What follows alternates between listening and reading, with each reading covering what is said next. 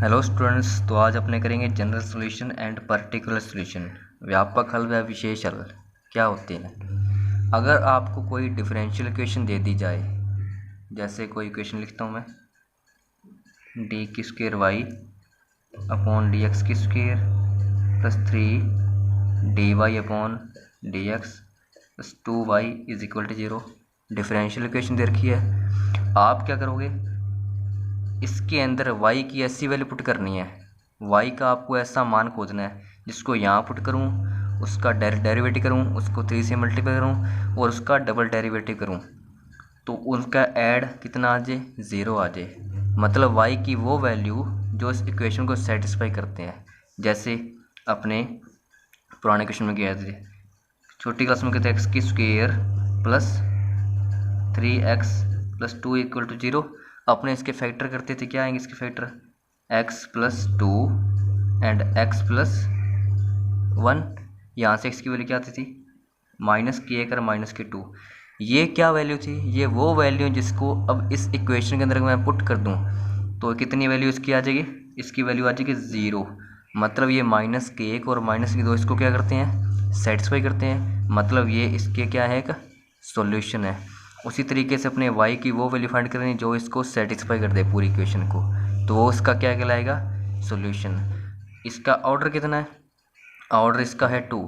अगर उस सॉल्यूशन के अंदर इस ऑर्डर के इक्वल आर्बिट्री एलिमेंट आ जाएं, जैसे इसका ऑर्डर कितना है, 2 है, तो इसके सॉल्यूशन के अंदर 2 क्या आएंगे, आर्बिट्री कांस्टेंट आएंगे, तो इसको क्या बोल देंगे, अपने व्यापक हल। ठीक है।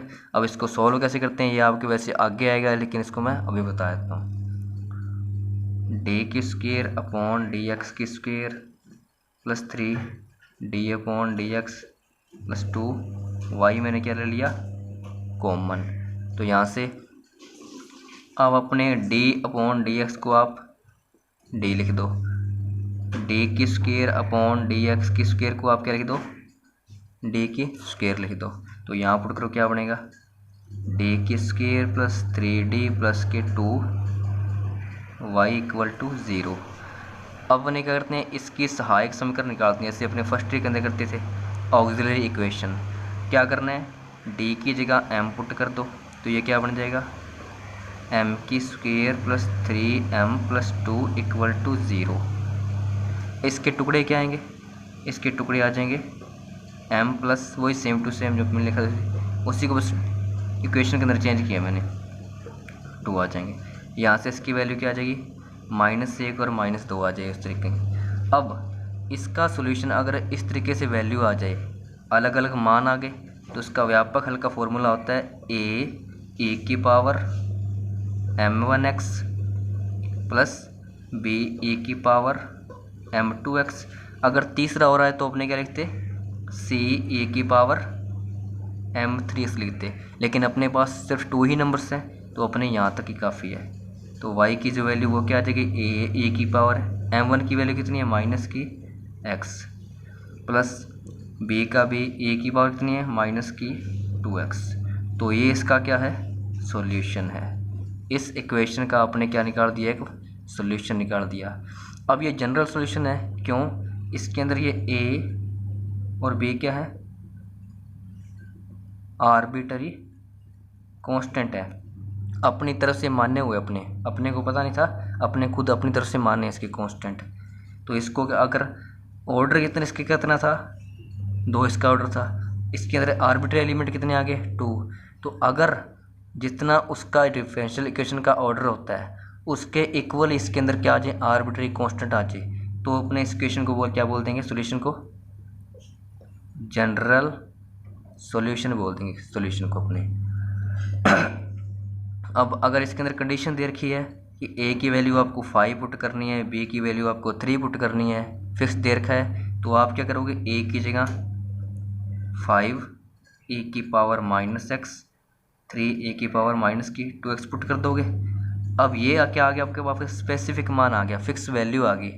अब ये 5 और 3 कांस्टेंट तो हैं लेकिन आर्बिट्री कांस्टेंट नहीं है, ये स्वेच्छा से मान, ये स्वेच्छा से मान्य होते, लेकिन ये फिक्स है। इसको आप 5 को 6 नहीं बना सकते, 5 और 6 क्या सिर्फ कांस्टेंट है, ना कि आर्बिट्री कांस्टेंट। ये एक फिक्स वैल्यू आ गई तो अपने इसको क्या बोल देंगे, विशिष्ट हल।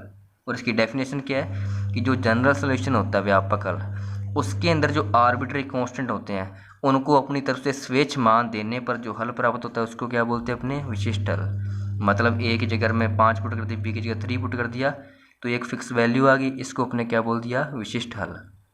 ठीक है स्टूडेंट्स, अब एक एग्जाम्पल इसी तरह का और लेते हैं। अब जैसे मान लो एक इक्वेशन और दे रखी है तो अपने इस बार डायरेक्ट लिखूंगा मैं कि आपको क्या करना है, इसका क्या निकालना है, जनरल सॉल्यूशन। इसका मीन्स क्या है कि आपको y की वो वैल्यू निकालनी है जिसका डेरिवेटिव, डबल डेरिवेटिव और उसका जो वैल्यू दे रखी है, फंक्शन दे रखा है, उसको ऐड करें तो ज़ीरो आ जाए। मतलब y के वो मान जो इस इक्वेशन को सेटिस्फाई कर दे, तो वो वैल्यू आएगी a sine x plus B.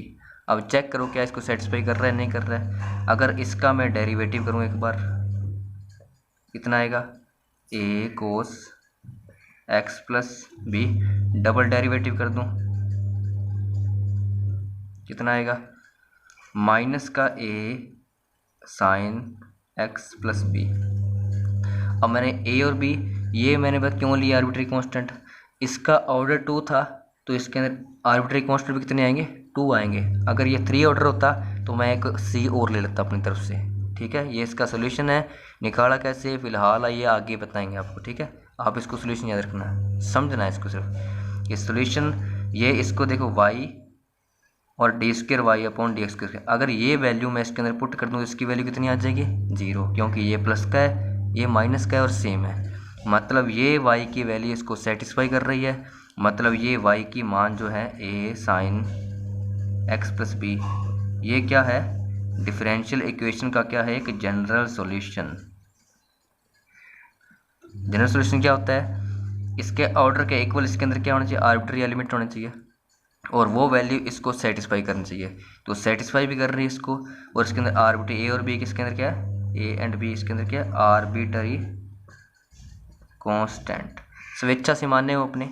ठीक है, इसकी वैल्यू कितनी मान सकते हैं अपने, 3 4 5 अलग मान मिले, इसके मतलब बहुत सारे हल आ सकते हैं। तो इसको अपने क्या बोल देंगे, व्यापक हल, क्योंकि जो भी हल है वो इसी की फॉर्म का आएगा। ठीक है, इसी के तरीके का आएगा।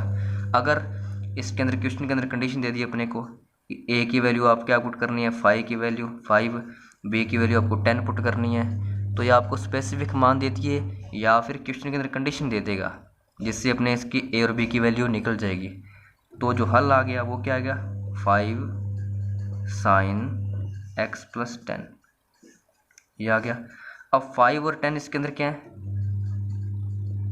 कांस्टेंट है, ना कि आर्बिट्री कांस्टेंट। आर्बिट्री कांस्टेंट का अपने को नहीं पता होता क्या वैल्यू, स्वेच्छा से वैल्यू पुट करनी होती है। लेकिन अगर इन आर्बिट्री एलिमेंट को अपने कोई ना कोई मान दे दें फिक्स, तो तब जो वैल्यू बनती है उसको क्या बोलते हैं अपने, विशिष्ट हल। ये पर्टिकुलर बोलते हैं इसको, विशिष्ट हल, PS पर्टिकुलर सॉल्यूशन। ये फिक्स वैल्यू आ गई तो ये होता है इनके अंदर डिफरेंस। कोई इक्वेशन दे दी, इसका ऑर्डर 2 है तो इसके व्यापक हल के अंदर दो ही इसके अंदर क्या है, आर्बिट्री एलिमेंट आएंगे। 3 होता तो 3 आ जाते।